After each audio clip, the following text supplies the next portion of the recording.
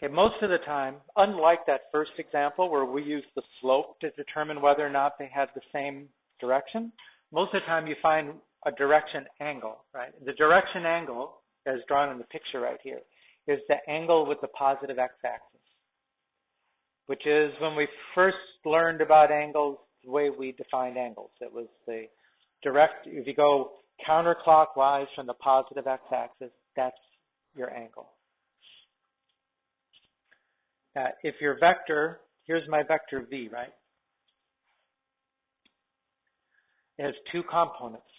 It has the v1, which is taking us in the x direction, and it has the v2, which is taking us in the y direction. And if you write the vector as its components like that, you got a right triangle. So assuming that you know v1 and v2, how can you find this direction angle? Well, that would be the tangent of theta is v2 over v1. So theta is tan inverse of v2 over v1.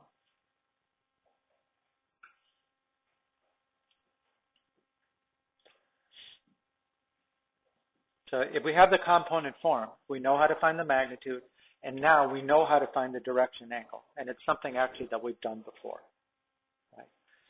Now, once you know the direction angle, then you can actually write your vector in this form, which is still a component form, but it is the magnitude of the vector, and then in component form, cosine of the direction angle, sine of the direction angle.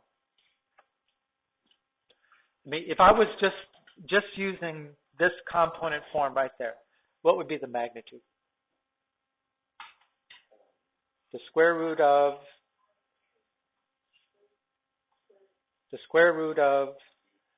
cosine squared plus sine squared is 1, right? So this has a magnitude of 1.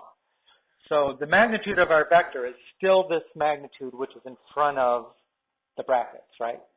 And this is just telling us the direction. How far are we going left and right? How far are we going up and down? And you will see this format in a few more problems we do, and in the homework, it comes up.